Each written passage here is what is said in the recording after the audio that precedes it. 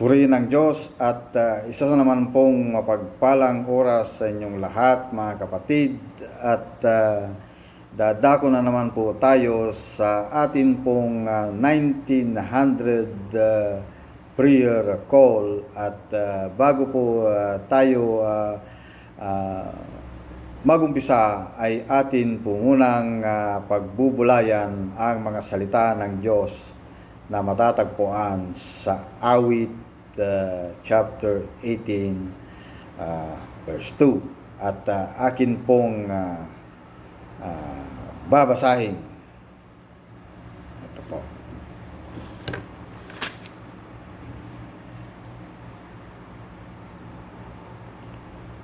Si Yahweh ang aking batong tanggulan, aking tagapagligtas, Diyos at kanlungan, tagapag-ingat at aking sanggalan. Yan ang Awit 18 verse 2. At bilang tagasunod ni Kristo o mananampalataya, naglilingkod po tayo sa isang Diyos na hindi nalilingid sa Kanya kung ano ang kinakaharap po natin sa araw-araw. Yan. Ang Diyos ay makapangyarihan at alam po niya ang lahat tungkol sa ating mga nararanasan tulad ng pagkataranta at yung kasalukuyang dinaranas ng lahat. Ito yung pandemya, kaguluhan at pagkalito. At kasama po natin siya sa anong harapin po natin. At iniwan po sa atin ng Diyos ang kanyang mga salita, kaya't maaari po nating puntahan ito at balik-balikan o basahin anumang oras na kailangan natin ang kanyang presensya. Sa kanyang mga salita na matatagpuan po natin sa Awit chapter 18 verse 2, sa isang maikling taludtod na ito ay binigyan po tayo ng Diyos ng mga pangako na maaari nating ipahayag tungkol sa kung sino siya at kung paano siya tumulong sa lahat ng ating kalalagayan. Una po, ang Panginoon ang ating batong tanggulan. Sa mga oras po ng problema, kung tayo ay balisa, bagabag, at kapag nadarama po natin ang mga pangyayari sa buhay, mabuti na malaman po natin na ang Diyos ang ating batong tanggulan. Isa po siyang labis na malakas at makapangyarihan, ang isang Diyos na maaari po nating kapitan kapag nadarama natin na ang mundo natin ay umuuga o nayayanig. Walang sinuman ang maaari po nating pagkatiwalaan kung sino at mas maasahan kundi ang ating Panginoon. Yan. Ano pa po? Pangalawa, ang Panginoon po ang ating tanggulan. Yan. Tanggulan o muog. Yan. Ang salitang muog o itong tanggulan ay tumutukoy po sa isang tao na nangangahulugan na ito ay hindi madaling maimpluwensyahan sa labas o anumang kaguluhan. Ang Panginoon ay makapangyarihan po sa lahat at hindi siya maiimpluwensyahan at walang pwedeng umalog o umiling sa ating Panginoon. Ito po ay nagpapaalala sa atin noong ang Panginoong Hesus ay dinala po sa ilang sa loob ng 40 araw at sinubukan siya ni Satanas na tuksuhin. Sa bawat pagkakataon, ang Panginoon ay tumutugon sa paraan. Ginamit po niya ang mga salitang nasusulat. Yan. At binanggit niya ng diretso ang mga talata mula sa mga banal na kasulatan. Yan. Ang Diyos ang ating makapangyarihang tanggulan o muog. Wala nang hihigit na makapangyarihan kaysa sa ating Diyos at walang maaring tumalo sa Kanya. Sinusubukan ng kaaway na takutin. Sinusubukan ng kaaway na takutin tayo sa pamamagitan ng mga bagay na maaring mangyari kung ano ang maaring maganap. Yan. Ngunit ang Diyos ay may kamalayan sa mga taktika ng makaaway at maaari tayong magtiwala sa Kanyang kapangyarihan. Ito po, pangatlo. Ang Panginoon ng ating tagapagligtas o ang Panginoon ang ating deliverer. Yan. To deliver ay nangungulugan na tinanggal o hinango tayo mula sa sakit o mula sa isang sitwasyon. Sa oras o panahon, nangangahulugan ito na naalis o naligtas tayo mula sa kung ano ang nangyayari sa paligid natin. Ito po ay isang halimbawa na iniligtas po ng Diyos si Daniel mula sa yungib ng mga leon na matatagpuan po natin sa Daniel chapter 6 verses 19 hanggang 23. Hindi po siya nailigtas o inalis sa pisikal, ngunit sa halip inalis ng Diyos ang panganib sa pamamagitan ng pagsara ng mga bibig ng mga leon. Yan po. At gumamit po ng Diyos ng isang anghel upang matiyak ang kaligtasan ni Daniel.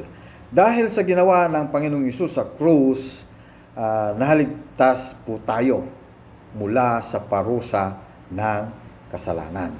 Yan. At iniligtas din po tayo ng Diyos mula sa kapangyarihan ng kasalanan sapagkat sinabi po sa John o Juan chapter 8 verse 36, kung kaya't kayo'y tunay na lalaya kapag pinalaya kayo ng anak.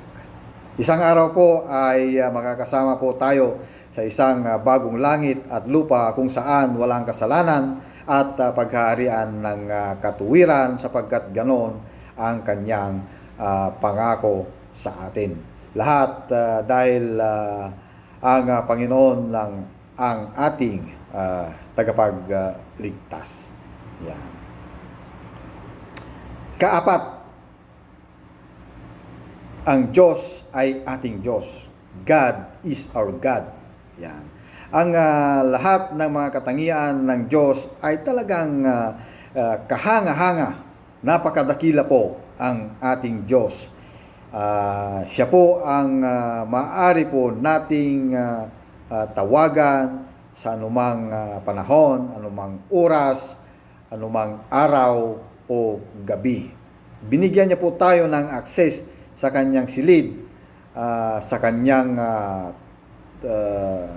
trono, kung saan inaanyayahan po tayong dalhin sa Kanya ang ating mga pakiusap at alam po natin na sasagutin tayo ng Diyos ayon sa Kanyang perpektong kalooban.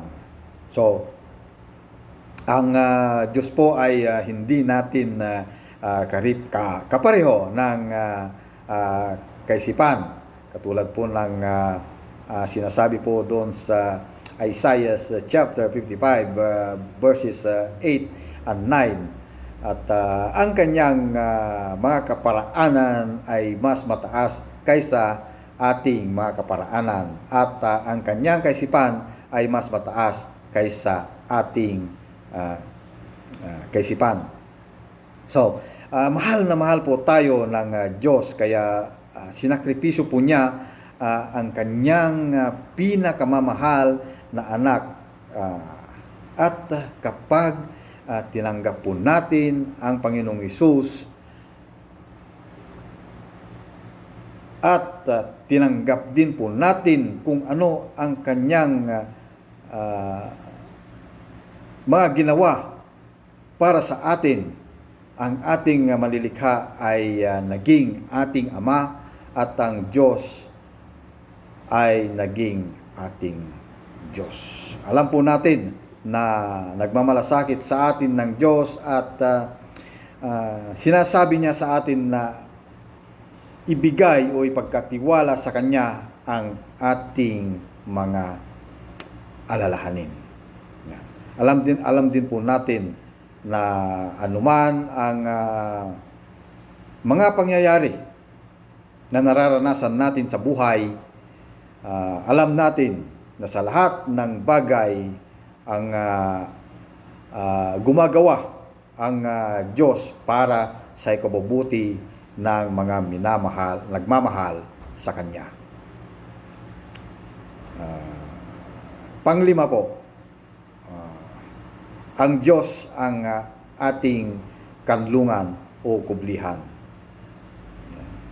Ang kanlungan po ay isang masasabi nating kalinga ng proteksyon mula sa panganib o pagkabalisa. Ito ay tulad ng pagkahanap ng isang ligtas na lugar sa panahon ng isang bagyo. Ayan. O anumang kalamidad. Ang mga takot po na kinakaharap po natin tungkol sa pandemyang ito, kahit ang mga tapat na mananampalataya o Kristiyano ay nagdudulot ng sandaling pagkabalisa.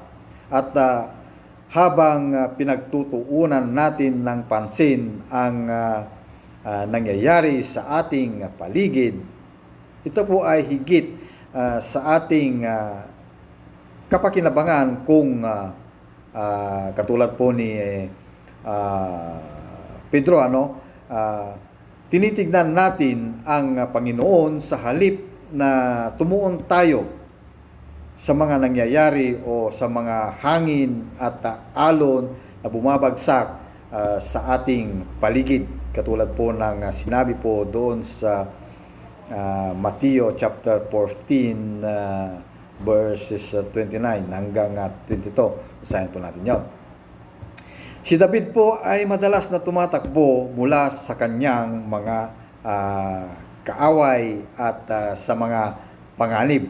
Gayunpaman, siya po ay laging tumatawag sa Diyos. At ang Diyos na tumulog sa kanya nung bata pa siya sa mga mababangis na leon at oso. At kung matatandaan po natin ang kanyang ginawa at pagkaraan ng habang siya ay nakatayo na nakaharap sa malaking itong higanting Pilisteo na ito na si Goliath. Naalala ni David ang kaparihong Diyos na tumulong sa kanya noon at nais ibigay sa kanya ang kailangan niya. Ayan. Tandaan po natin ang lahat kung kailan tayo iniligtas ng Diyos mula sa panganib. Ang banal na Espiritu ay tapat sa pagpapaalala sa atin na ang Diyos ay hindi nagbabago. Hindi po nagbabago ang Diyos. Pang-anim, ang Diyos ang ating kalasag. God is our shield. Ang Diyos ay nagbibigay ng proteksyon para sa atin.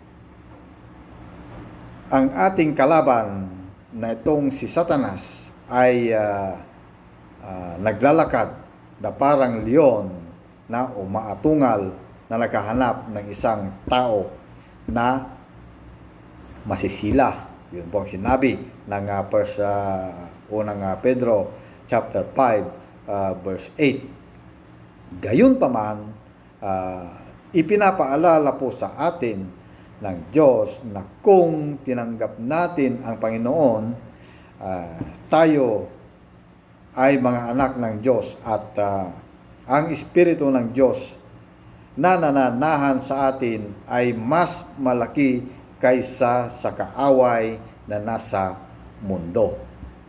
Yan. Natatandaan po natin nang sabihin ng Diyos kay Abraham doon sa Genesis chapter 15 verse 1 na siya ang kalasag ni Abraham at labis na gantimpala. Ang Diyos ay nagmamalasakit sa kanyang mga itinuturing na anak. Siya ay isang mapagmahal na ama. At alam po natin na sa isang makalupang magulang ay may ganitong likas na hangarin na protektahan ang kanyang pamilya. Gaano pa kaya ang proteksyon ng Diyos ng sandaigdigan sa kanyang mga anak? Ayan po. Ang ikapito, ang Diyos ang ating kaligtasan. Tayo po ay naligtas dahil sa sakripisyo ng Panginoong Hesus sa krus. Ito ay isang pangako ng proteksyon sa hinaharap para sa mga naniniwala. Ang Diyos ay ang kaligtasan sapagkat ginamit niya ang kanyang kapangyarihan upang ma-secure at maprotektahan ang kanyang bayan. Ang Diyos po ay ating kaligtasan para palayain tayo at upang tayo ay gawing banal at matuwid at hindi nabubuhay sa takot dahil nagtitiwala tayo sa Diyos. At itong panghuli, God is our stronghold. Ang Diyos ang ating matibay na kuta o stronghold. Ang isa pong matibay na kuta ay isang bagay na pinatibay.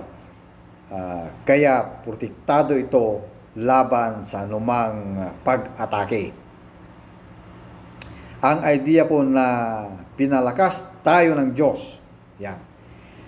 Ibinigay niya sa atin ang kanyang salita na gumagabay sa atin at nagbibigay sa atin ng karunungan. Sinabi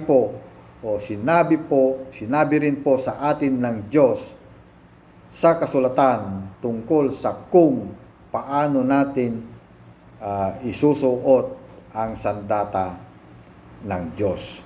Gamit ang buong sandata ng Diyos, makakaya nating tumayo laban sa mga pinuno, mga otoridad ng kaaway at kapangyarihan ng madilim na mundong ito.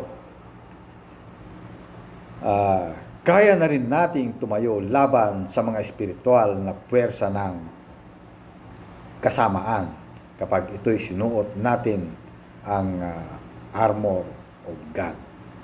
Yan. Tatagpuan po natin sa Ephesians chapter 6 verse 10 hanggang 18. Ito po yung buong sandata ng Diyos ay maprotektahan tayo mula sa mga pakana ng demonyo. Noong hahanapin ni Pablo ang Panginoon dahil sa isang kainaan o sakit, Hindi po tinanggal ng Diyos kung ano ang nakakasakit kay Pablo. Ngunit sa halip, pinaalalahanan ng Diyos si Pablo na sapat ang biyaya ng Diyos sapagkat ang kapangyarihan ng Diyos ay ginawang perpekto sa ating kahinaan. Yeah. Napagtanto ni Apostol Pablo na siya ay marunong na ipagmalaki ang kanyang mga kahinaan, pati na rin ang kanyang mga paghihirap at kalamidad dahil sa kainahan ni Pablo. At ang lakas ng Diyos ay maliwanag. Yan. So, sa atin pong buhay, maraming beses na kung kailan ang mga bagay ay parang sa tingin natin ay napaka-imposible. At kahit na ipinapaalala po sa atin na sinabi po ng Panginoong Hesus na ang mga bagay na imposible ay posible sa Kanya, posible sa Diyos. Kikita po sa Mateo chapter 19, verse 26. Yan. So, yun po yung mga maaari po nating i-claim na mga pangako ng Diyos na proteksyon sa atin, sa ating mga kinakaharap, lalong-lalo na po sa ating panahon ngayon. Basahin ko po muli ang mga awit, chapter 18, verse 2. Si Yahweh ang aking batong tanggulan, ang aking tagapagligtas, Diyos at kanlungan, tagapag-ingat ko at aking sanggalang. Purihin ang Diyos at tayo po ay manalangin ng isang proteksyon sa Diyos. Amang nasa langit, dakilang Diyos, nagpapasalamat po kami sa iyong proteksyon. Salamat po na kayo ay makapangyarihan sa lahat at walang makasaling sa amin maliban kung pinapahintulutan po ninyo. Kahit na sa mga oras na tulad nito, Panginoon, ikaw ang aming kanlungan, ikaw ang aming taguan, ikaw ang aming kasapatan, kayo ang Alpha at ang Omega, Diyos sa kasalukuyan, sa nakaraan at siyang darating. At inaasahan naming mabuhay ng walang hanggan sa iyo, Panginoon. Salamat sa iyo, O Lord, para sa iyong proteksyon. Purin ka namin sa pagiging aming Diyos at dalangin po namin na makita ng iba na nagtitiwala kami sa iyo, Panginoon, at nais malaman ang tungkol sa pag-asa na nasa atin. Ito po ang aming dalangin sa pangalan ng Panginoong Hesus at ang kapangyarihan ng banal na Espiritu. Amen and amen. Maraming salamat po at God bless us all.